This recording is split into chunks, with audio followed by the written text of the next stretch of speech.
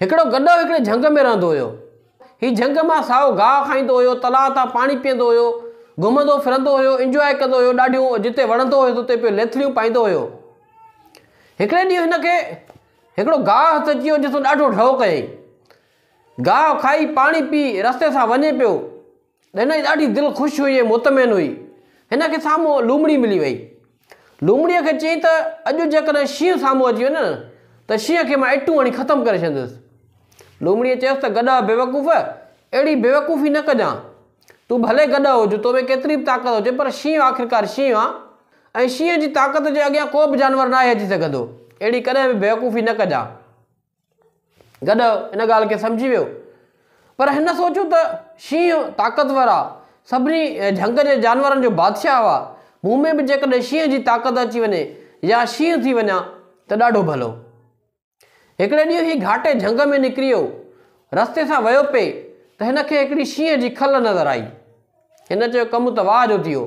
पहिरियां हिनखे थोरो ख़ौफ़ थियो, पर जॾहिं खल जे वेझो वियो हिनखे ख़बर पई त हीउ शींहुं न आहे पर सिर्फ़ु शींहं जी खल ई आहे। हिन हेॾां होॾां ॾिठो, हिनखे कोई बि नज़र न आयो। हिन जल्दी जल्दीअ में उहा शींहं जी खल पाए छॾी, ॾाढो ख़ुशि थियो। हाणे शींहं जी खल पाए तकिड़ो तकिड़ो तलाउ ते वियो त जीअं उते पंहिंजो अक्स ॾिसे त मां जॾहिं शींहं जी खल पाती आहे त शींहुं नज़र अचां थो।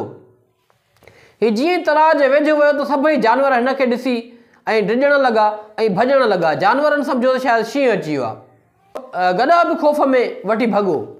जंहिं पासे गॾ भॻो त जानवर उन पासे खां बि वठी भॻा। हाणे माना गॾ सम्झी वियो त जानवरनि पक सां मूंखे शींहुं सम्झो आहे, उनजे करे ई मूंखां भॼनि था पिया। हीउ आस्ते आस्ते मोटी आयो तलाउ ते, अची पाणी पीतई ऐं उनखां पोइ हीउ वरी झंग में गुम थी वियो। ख़ूब इंजॉय करणु लॻो। सभई जानवर हिन जी इज़त कंदा हुआ, हिन जे आराम जो ख़्यालु कंदा हुआ, हिन खां ख़ौफ़ कंदा हुआ। सभई जानवर हिनखे शींहुं सम्झण लॻा हुआ। गॾु लूमड़ीअ खां हमेशह डिॼंदो हुयो त किथे लूमड़ीअ खे हिन ॻाल्हि जी ख़बर न पइजी वञे त मां शींहुं न पर गॾु आहियां। हिकिड़े ॾींहुं हिन गाह खाई ढउ कयो ऐं सिधो तलाउ ते वियो। उतां वञी पाणी पीतई। पाणी पी जॾहिं वापसि वियो हिकिड़ी घाटे वण हेठऊं छांव ॾिठई, हीउ सुम्ही पियो। हीउ सुम्ही जो पियो त हिनखे निंड अची वई। कुझु टाइम निंड करण खां पोइ हीउ जीअं उथियो त लेथलियूं पाए उथी ऐं गॾ हवारियूं तेज़ तेज़ हींगूं करणु लॻो। लूमड़ी को भरिसां बीठी हुई। लूमड़ी जो ॿाहिरि निकिरी आई त हैरान परेशान थी वई त शींहुं पियो थो गॾ वारा हींगट करे।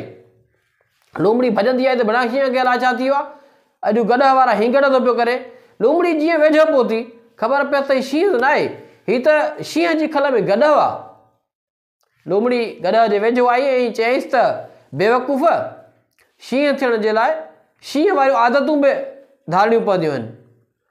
तो शींहं जी खल त पाती पर उहा ई गॾ वारी बेवकूफ़ी कयई न। जेकॾहिं तूं शींहं थियो आहे त आवाज़ बि शींहं वारा कढी आहे। हींगी तो सॼो कमु ख़राबु करे छॾियो ऐं तो पंहिंजी गॾाइप ज़ाहिर करे छॾी। दोस्तो, असल में असां वटि कॉपीराइट सिस्टम आहे न। नकुल जे लाइ चवंदा आहिनि त अकुल जी ज़रूरत पवंदी आहे। तसवर करे शींहं बणिजणु ऐं वरी शींहं वारियूं आदतूं अपनाइणु, इहे ॿ ॾुखिया ऐं जुदा जुदा अमल आहिनि।